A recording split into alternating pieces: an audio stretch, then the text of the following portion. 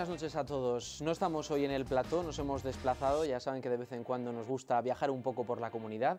Estamos en el Hotel Barrenas de Tudela con una invitada muy especial, desde luego que sí. Una invitada que dice en la portada de su página web que con constancia llegas donde te propongas. Amor, esperanza y optimismo amparan mis retos. Sigue.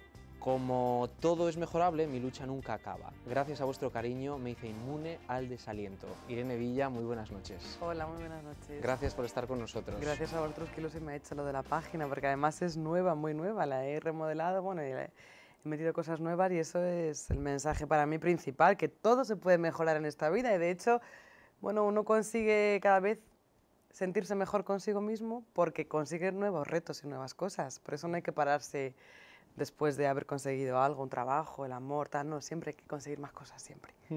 ¿De verdad que el cariño hace tanto? Muchísimo. Para mí, el apoyo social, el apoyo de la gente, el cariño, el que te mimen en una familia, que te quiera, para mí eso es la base y es la receta fundamental del éxito en el trabajo, en tu vida, con tus amigos. Creo que el amor es fundamental en la vida de cualquier persona. Es la clave del éxito. Lo que pasa es que tú has vivido y has sufrido en tus carnes gente que de amor sabe bastante poco, ¿no? Sí, la verdad que, bueno, con 12 años casi me matan.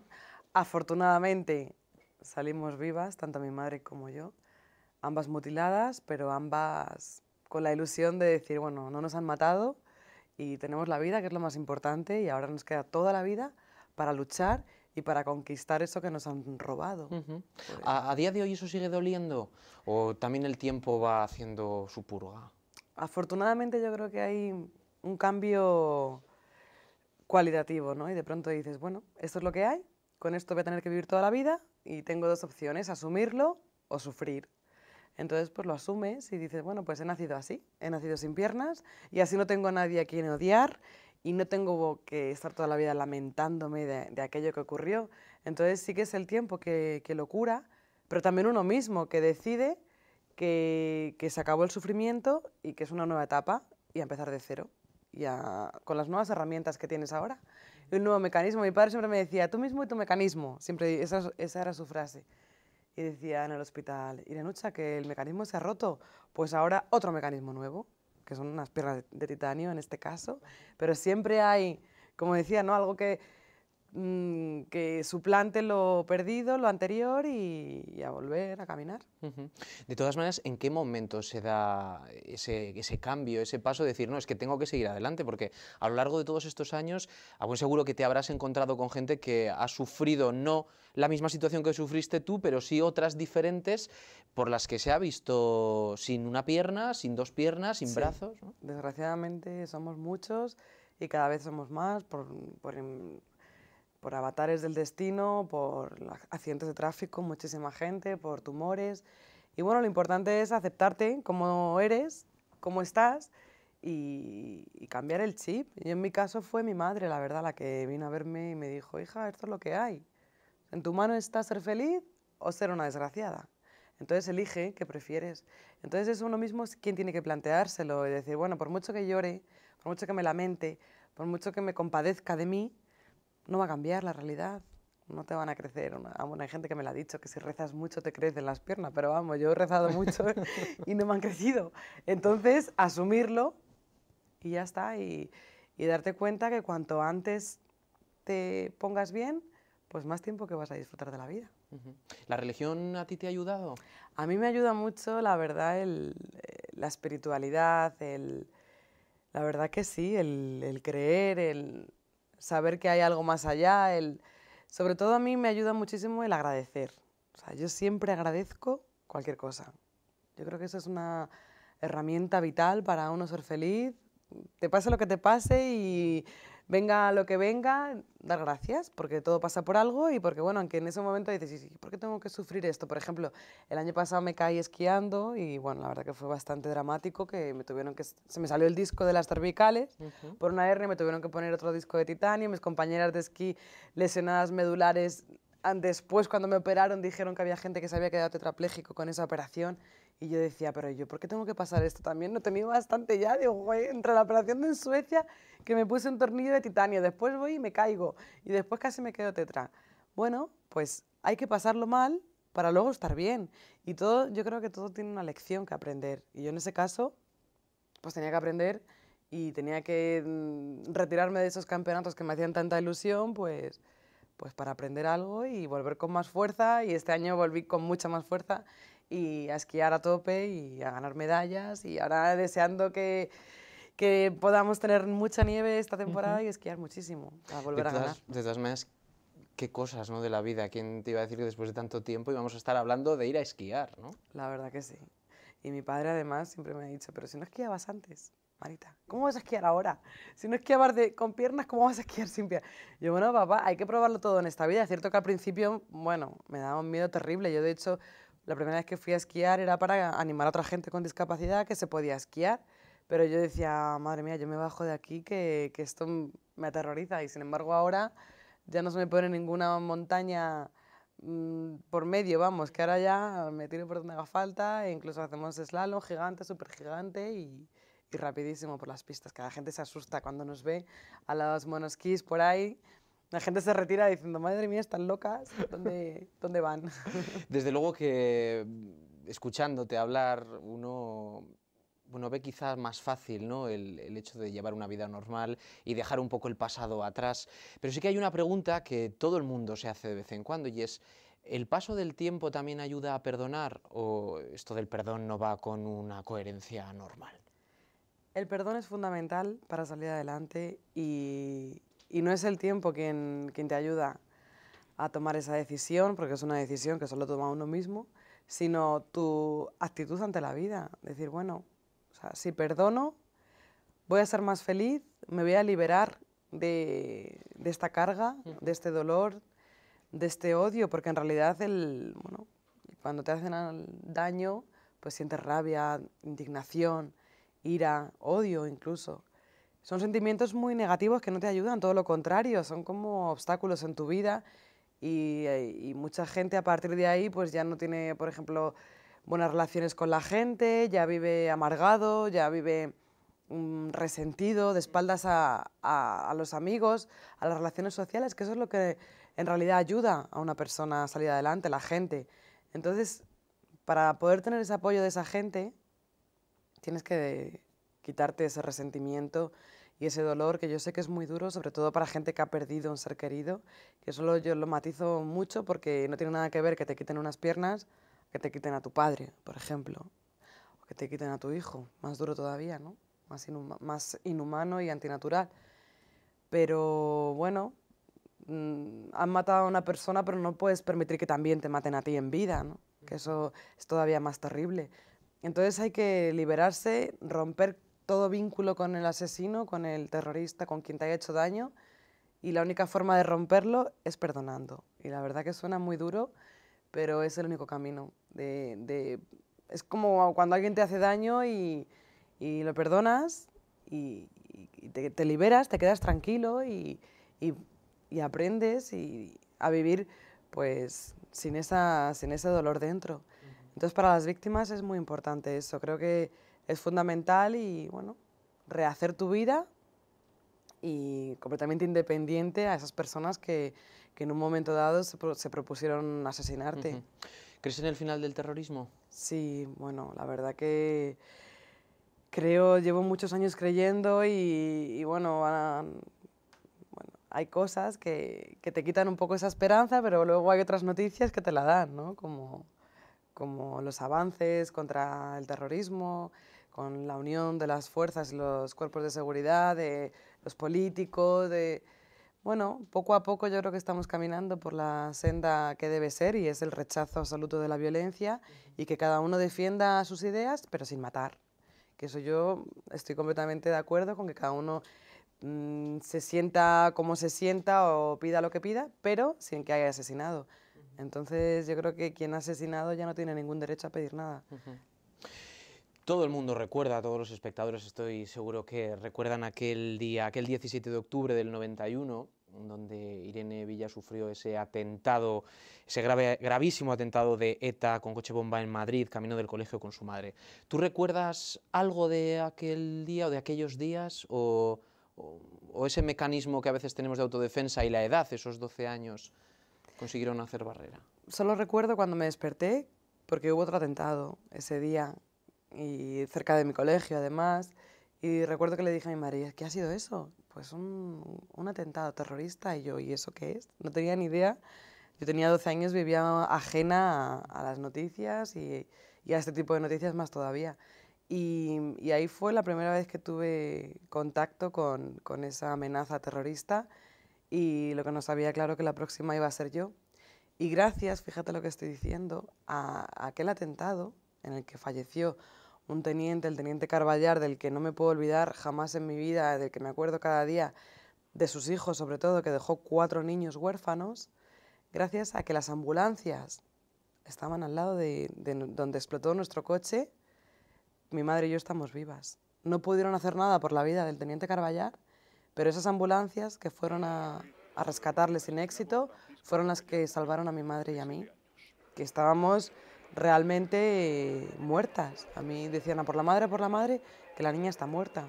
Y los medios de comunicación también estaban ahí, porque había ocurrido otro atentado, y por eso nos hicimos tan conocidas en todo el mundo, y por eso nuestras imágenes dieron la vuelta al planeta, porque fueron realmente dantescas, ¿no? El hecho de vernos una a un lado de la carretera, mi madre intentando levantarse, buscando a su hija. La verdad que esas imágenes, mucha gente me lo dice, tengo esa imagen grabada en mi retina y no se me podrá olvidar nunca. Bueno, pues igual sirvieron para sensibilizar a la sociedad y para que la gente dijese, hasta aquí, basta ya, que esto no puede seguir así, asesinando a la gente, porque no hay motivos para matar, no se consigue nada asesinando, todo lo contrario, lo único que consigues es ir a la cárcel, y si tienes unas ideas y quieres defenderlas, pues hazlo desde el Parlamento, desde un partido político, no asesinando a personas que hacen su trabajo, ¿no? Como tantos políticos, jueces, militares, policías, incluso a niños, ¿no? Que ETA ha asesinado. La verdad que es un dramático número de personas que han sido asesinadas, de las que no nos podremos olvidar nunca y por las que no puede ganar ya el terrorismo. ¿Qué tal está tu madre? Pues la verdad que afortunadamente muy feliz, con mucha energía. Ella ha sido la que siempre nos ha transmitido energía a toda la familia. La verdad, ella fue a enterarse de que yo estaba viva y dijo, bueno, pues aquí no ha pasado nada. Esto ya, aquí vamos a salir caminando, esto se va a solucionar, porque si mi hija está viva, que ella pensaba que yo no estaba viva, pues a partir de aquí para adelante. Y la verdad que ella, disfrutando, bueno, de la vida de sus hijas, que afortunadamente han encauzado sus caminos, cada una en sus trabajos y con sus familias, y la verdad que muy feliz. Afortunadamente. Tu madre, de hecho, fue vicepresidenta también de la Asociación de Víctimas contra el Terrorismo. ¿Cómo vivisteis la polémica? Porque al final fueron unos meses convulsos horribles, en los que yo no sé realmente si todo lo que pasó consiguió, entre otras cosas, que la sensación que tenían los propios ciudadanos de la misma asociación de víctimas del terrorismo cambiara. La verdad que fue una situación horrible. Pues ¿qué pasó? Que la asociación de víctimas, junto a otras asociaciones de víctimas, junto al pueblo, junto a la gente de la calle, pues nos quejamos cuando se intentó negociar, bueno, cuando se negoció con ETA, porque teníamos un pensamiento, yo creo que bastante entendible y bastante común y de sentido común y natural, que quien ha asesinado no tiene derecho a opinar ni a negociar. O sea, era tan sencillo como eso. Yo creo que no había ahí nada malo, ni nada político, ni nada religioso, ni ningún tipo de motivación teledirigida o manipulada, como se nos llegó a decir. Lo que pasa que, bueno, en ese momento no interesaba esa manifestación multitudinaria y los medios de comunicación, ciertos medios de comunicación, optaron por enfrentar a las víctimas. Que si unas éramos del PP, que si otras eran del PSOE, que si unas las de ETA, las del 11M, y yo, pero ¿cómo pueden diferenciar cuando las asociaciones estamos todas las víctimas mezcladas, incluso de otros grupos terroristas, y vamos a ver, una persona que es víctima, y punto. Da igual de qué grupo terrorista seas, o sea, no se puede hacer distinción de eso. Y nuestros objetivos eran bien comunes y bien facilitos de entender. Memoria, dignidad y justicia. Ni estábamos enfrentadas las víctimas, ni estábamos politizadas, ni teníamos intereses políticos, simplemente queríamos eso, tan sencillo como eso. Bueno, pues se nos tachó de que si no queríamos la paz, que si éramos rencorosas. Bueno, en mi madre realmente lo pasó fatal, porque ella era vicepresidenta de la VT y os podéis imaginar los insultos. Y bueno, y mi madre una mujer tan querida, que había sido siempre tan arropada, de pronto pues ya no lo era. Y a mí igual, ¿eh? Yo por la calle me decían, con lo que te queríamos, Irene, y ahora te has dejado manipular por un partido. Y yo, que no es así, que simplemente no queremos que se negocie con ETA, punto. ¿Yo qué culpa tengo que si un partido político nos apoya, otros no nos apoyan? ¿Yo qué culpa tengo? ¿No? Yo defiendo lo de siempre, la memoria, la verdad, la dignidad, la justicia y los derechos humanos por encima de todo, y quien los ha vulnerado no tiene derecho a negociar, ni a hablar, ni a nada, solamente tiene derecho a cumplir su condena.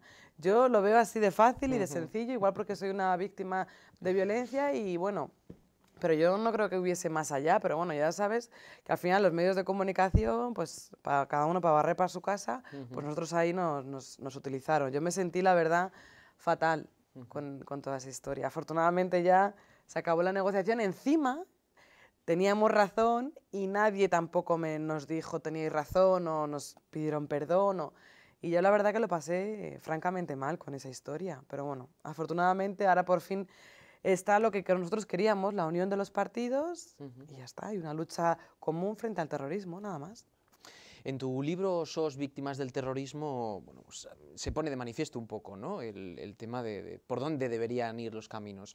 Pero en cualquier caso sí que reconocerás que en algún momento, con Pilar Manjón, por ejemplo, la presidenta de las víctimas del 11M, pues tampoco se ponía de acuerdo, ¿no? O sea que difícil ha sido todo. Ha sido difícil. Bueno, ella la invitábamos a las manifestaciones, pero otra persona que también pensaba que era una manifestación del PP y por eso no iba. Está en su derecho de no ir si cree que es una manifestación de un partido político, pero es que no era una manifestación de un partido político, era una manifestación de la sociedad contra la negociación con asesinos. Pero bueno, afortunadamente eso, espero que se haya un capítulo superado y que no vuelva a existir ningún tipo de enfrentamiento, y menos entre las víctimas, por favor, que si no nos apoyamos entre nosotras, ¿quién nos va a apoyar entonces? ¿Qué pensarías si ETA declara próximamente una tregua? Pues yo ya lo de la tregua no me lo creo nada. Yo quiero que ya declare el fin de las armas y que si quiere haber gente que siga, que luche, pero que luchen sin armas, que luche de verdad con la palabra y que, pues bueno, bienvenido sea, pero a mí lo único que quiero y que deseo es que desaparezca el terrorismo, porque no puede ser que en esta época en la que estamos viviendo, en un país tan maravilloso como es el nuestro, pues tengamos que vivir la amenaza asesina. ¿Qué opinas o qué sientes cuando la izquierda radical o cuando parte del nacionalismo vasco dice que hay víctimas de distintos tipos, que también hay víctimas en el otro lado? Pues pienso que tienen una percepción sesgada y que, claro, si piensan así, pues así ocurrirá que se legitimará la violencia y se legitimará el que asesinen. Si piensan así, la verdad que es algo muy triste. Yo creo que claro, esos mecanismos por los que piensan ciertas personas son los que llevan a usar la violencia. Y creo que eso debería curarse para que nadie más tenga que sufrir la violencia. Viajas por Navarra y País Vasco, que son las dos Sí. comunidades más azotadas por el terrorismo. Me encanta. Que hay gente que bueno, que no sé, que no viene, ¿no? Sí, Dice, bueno, yo conozco es que, mucha gente ¿no? y me da mucha pena. Mi hermana, por ejemplo, mi hermana no quiere venir, mi hermana tiene mucho odio. ¿Ves? Es lo que te decía de perdonar o no perdonar. Es una decisión, a veces superior a ti. Mi hermana y mi padre no han podido perdonar.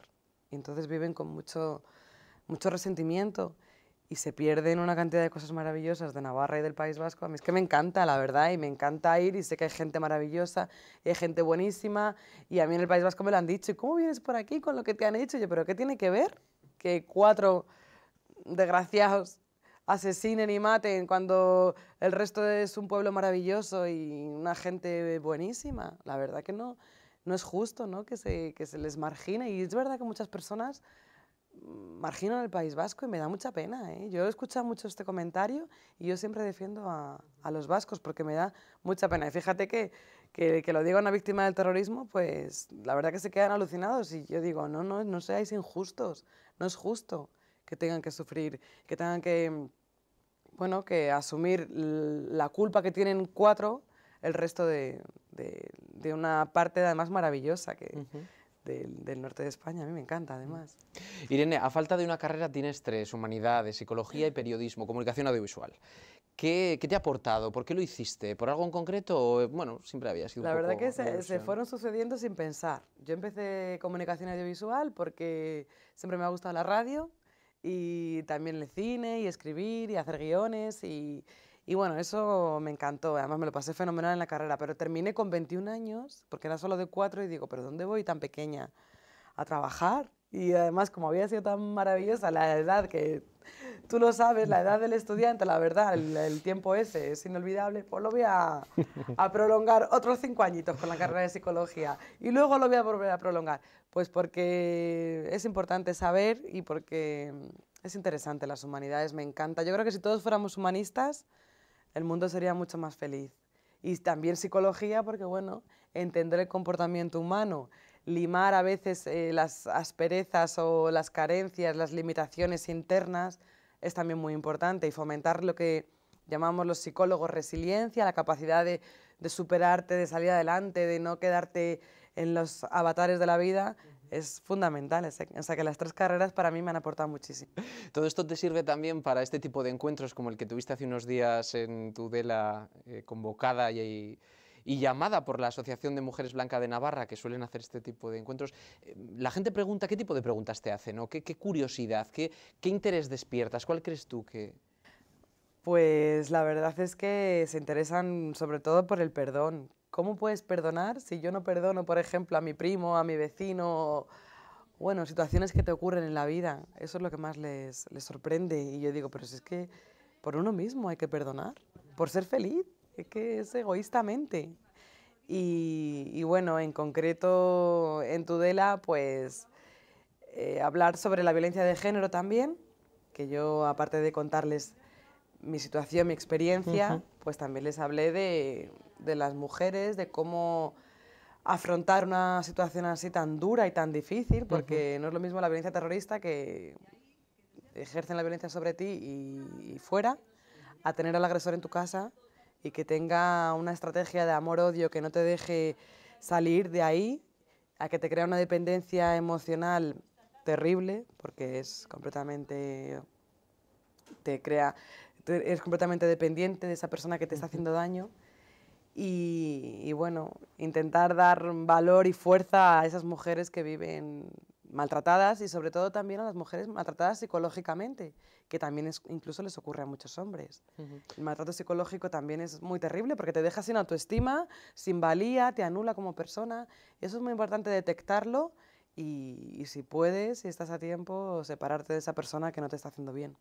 ¿Y tú crees que las herramientas de que dispone ahora mismo el Estado son suficientes para que las mujeres sepan defenderse o el miedo anula también? El miedo, por supuesto, que anula y el miedo... ¿Y qué culpa tenemos la sociedad? El miedo, sí. Lo que pasa es que yo creo que se está caminando bastante en esta ayuda a las mujeres, que cada vez se hacen más visibles, que cada vez, bueno, se anima a que denuncien, a que las medidas de protección las ayuden, a los centros de acogida. Cada vez yo creo que se están tomando más medidas tan importantes y sobre todo que no se oculte, que sea algo que no sea el silencio del aliado, como volviendo al tema del terrorismo, sabemos perfectamente que el silencio, el callarse, el mirar hacia otro lado, ha sido cómplice del terrorismo muchos años, en el País Vasco, por ejemplo. Y sin embargo, el decir basta ya, hasta aquí, el estar al lado de las víctimas, el apoyo social, nos ha ayudado. Entonces a las mujeres maltratadas igual. Yo creo que cada vez tienen más apoyo social y que la vergüenza la superen y que sepan que hay muchas mujeres en su situación y que la única salida es denunciar y alejarse del agresor. ¿El próximo libro sobre violencia de género o no? No lo sé, no, ahora estoy escribiendo una novela precisamente, pero bueno, meto un montón de historias en las que mucha gente se puede identificar, pero no va a ser de violencia, no, no, no. La verdad que no quiero violencia, quiero paz, amor y libertad y felicidad. Va a ser un libro sobre todo de valores humanos y con un trasfondo de una historia de superación y además de una historia un poco lamentablemente común, como es un accidente de tráfico y la superación de eso. Que no es poco. Que no adelanto más porque ya saldrá, si Dios quiere, el año que viene. Muy bien. Irene Villa, muchísimas gracias por habernos ti. atendido y por habernos hablado también con esta franqueza. Bueno, pues gracias a ti. Que sirva de ejemplo, Y desde hasta luego, a pronto. quienes nos han visto. Ojalá. Gracias, encantado de haberte conocido. Muchísimas gracias también a todos ustedes. Disfruten de estos días de puente si lo tienen, si hay que trabajar, pues trabajaremos y volvemos la semana que viene a la misma hora. Adiós.